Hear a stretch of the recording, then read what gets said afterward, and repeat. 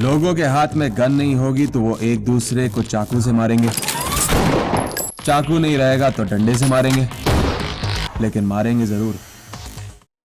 कुछ ऐसा ही सोच के एक एंथ्रोपोलॉजिस्ट ने 1973 में पीस प्रोजेक्ट डिज़ाइन किया।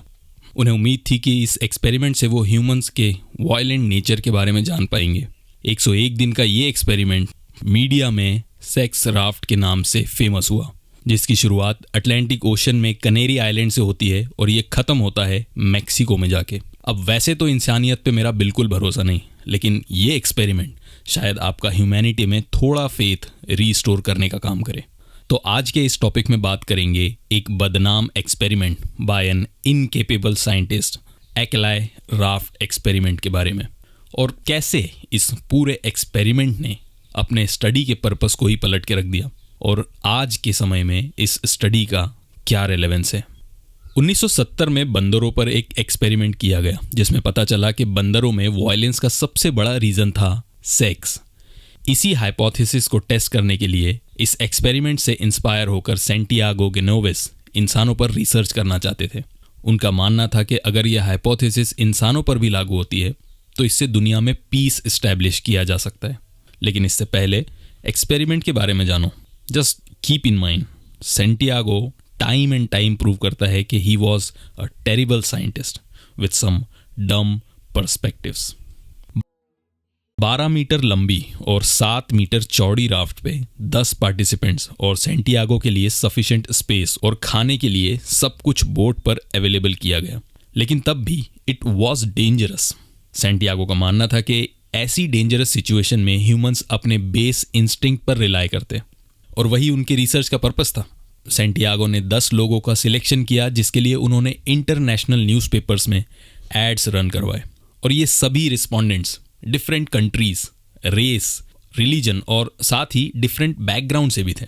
इनमें 6 फीमेल्स थी और 4 मेल्स थे। ऐसा पर्पसफुली किया गया था जिसके बारे में मैं आगे बताऊंगा, लेकिन ऐसा रैंडमनेस का रीज़न था, एक टेंशन बिल्ड करने के लिए और दूसरा छोटी सी 10 लोगों की एक मिनी माइक्रोकॉस्म वर्ल्ड बनाने के लिए। सैंटियागो ने ध्यान रखा कि सभी लोगों की एज 20 से 30 के बीच में हो, क्योंकि वो चाहते थे कि इन लोगों के बीच हो। जो फीमेल पार्टिसिपेंट्स थी उन्हीं को लीडरशिप रोल्स दिए गए थे, जैसे बोट की कैप्टन। मेंटेनेंस की रिस्पॉन्सिबिलिटी जिस डाइवर की थी was a woman. Radio operator, doctor, navigator, these all were women. और जैसा मैंने कहा, it was done with a purpose. वो मानते थे कि अगर फीमेल्स को लीडरशिप रोल दिए जाए तो मेल ईगो के कारण कॉन्फ्लिक्ट के चांसेस बढ़ जाएंगे and his purpose to see violence will meet. 12 मई 1973 सब कुछ रेडी था और एक्लाई को शिप से हाई वाटर में उतारा गया। The idea was simple, everything was ready और अब किसी भी वक्त पार्टिसिपेंट्स एक दूसरे के खून के प्यासे बन जाएंगे। और ये वायलेंस सैंटियागो किसी कोने में बैठ के अपने जर्नल में रजिस्टर करेगा। वो हर हफ्ते उन पार्टिसिपेंट से अकेले में बात करता और उन्हें क्वेश्चनायर भी देता, जिनमें से कुछ इस तरह के सवाल थे। आप अपने बाकी साथियों के बारे में क्या सोचते हो? किससे पीछा छुड़ाना चाहते हो? किसे पसंद करते हो? किसके साथ करना चाहते हो? किस बात पे गुस्सा होते हो? And so. कॉन्फ्लिक्ट के लिए उन्होंने प्राइवेसी को भी मिनिमाइज किया। टॉयलेट के लिए सिर्फ एक होल था जहां पार्टिसिपेंट्स को ओपनली सबके सामने बैठना पड़ता था। ना एंटरटेनमेंट के लिए बुक्स अलाउड थी और ना कुछ और source. All and all Santiago चाहता था कि उस राफ्ट पे एग्रेशन और वायलेंस देखने को मिले। लेकिन कई हफ्ते बीत गए। All that growing was friendship. जब ग्रुप के लोग ज़्यादा क्लोज आने लगे तो सैंटियागो ने अपने क्वेश्चनायर मॉडिफाई किए और ज़्यादा उकसाने वाले, जैसे तुमने कितनी बार, तुमने किसके साथ सेक्स किया, तुम किसे मारना चाहते हो। एक सुबह डेक पे कुछ लोग फिशिंग कर रहे थे और उन्होंने एक बेबी शार्क पकड़ी, उसे डेक पर खींचा और उसे खाने के लिए काफ़ी एक्साइटेड थे। लेकिन इस मोमेंट का जिक्र सैंटियागो ने अपने जर्नल में किया कि ये वही टाइम है जब सब वायलेंट होंगे और एक दूसरे से लड़ने लगेंगे। साथ ही वो लिखते हैं कि उन्होंने कुल्हाड़ी से उस फिश के टुकड़े कर दिए, लेकिन वीडियो फुटेज से दिखता है कि वो बस उस फिश को एंजॉय कर रहे थे।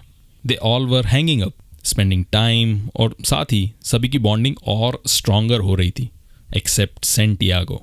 फे सियोमोर अपने ड्रीमी सेंसेस मैरी से शेयर करती है।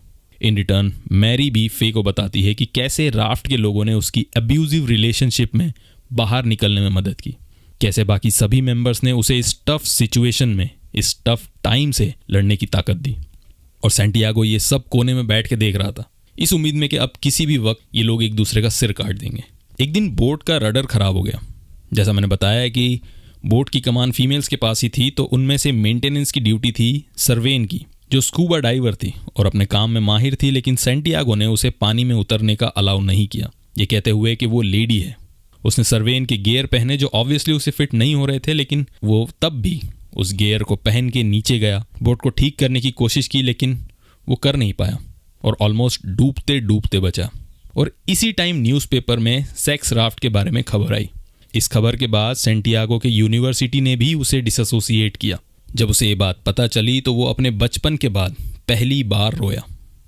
वो लिखते हैं, सिर्फ एक ही इंसान ने एग्रेशन दिखाया और वो मैं हूँ, जो सबको कंट्रोल करने की कोशिश कर रहा था, इंक्लूडिंग माई सेल्फ। जब वो कैरेबियन की तरफ गए तो एक ट्रॉपिकल स्टॉर्म उनके डायरेक्शन में बढ़ रहा था। शिप के कैप्टन ने कहा कि उन्हें किसी आइलैंड पर रुकना चाहिए और स्टॉर्म के जाने तक वेट करना चाहिए, लेकिन सैंटियागो ने कहा कि इससे उनके स्टडी को नुकसान होगा, जिसका मरिया शिप के कैप्टन ने अपोज किया। लेकिन तब तक सैंटियागो अपना मन बना चुका था। उसने सभी को कैबिन में लॉक किया और अपने आप को कैप्टन डिक्लेयर किया और तूफान का वेट किया। फॉर्चुनेटली राफ्ट को कुछ नहीं हुआ। उसने सबको बुलाया और बोला कि तुम लोग इस एक्सपेरिमेंट को सीरियसली नहीं ले रहे। उनके पर्सनल क्वेश्चनर सबके सामने पढ़ने लगा और पर्सनल अटैक किए, इस उम्मीद में कि अब पार्टिसिपेंट्स एक दूसरे के अगेंस्ट हो जाएंगे और वॉयलेंस शुरू होगा। लेकिन ऐसा नहीं हुआ और इसे उन लोगों की हेटरेट सैंटियागो के अगेंस्ट और बढ़ गई। फिर एक दिन एक कंटेनर शिप सीधा उनकी ओर आने लगा। बीइंग अ कैप्टन, सैंटियागो को नेसेसरी स्टेप लेने थे, लेकिन वो पैनिक कर गया, जबकि मरिया ने ठंडे दिमाग से काम लिया, फ्लेयर्स का यूज़ करके बाकी लोगों को इंस्ट्रक्शन दी और बोट की कमान संभाली। आखिरी मोमेंट पे वो शिप ने डायरेक्शन बदली और ऐसा नहीं होता तो उन सबकी जान जा सकती थी। This was the moment. इस इंसिडेंट के बाद सभी पार्टिसिपेंट सैंटियागो से नफरत करने लगे। इनफैक्ट फे बताती है कि उन्होंने सोचा कि सभी मिलके एक चाकू से सैंटियागो की जान ले लेंगे ताकि कोई अकेले इसमें गिल्टी ना हो और उसे समंदर में फेंक देंगे। इस टाइम तक सैंटियागो समझ गया था। उसने अपने एक्सपेरिमेंट से विड्रॉ कर लिया, ना क्वेश्चनर दिए, ना मीटिंग की और ना ही जर्नल्स प्रिपेयर किए। वो बीमार हो गया और अपने कैबिन में ही बैठा रहा। लेकिन एडना, जो डॉक्टर थी, वो बताती है कि वो बीमार नहीं था, वो बस ढोंग कर रहा था।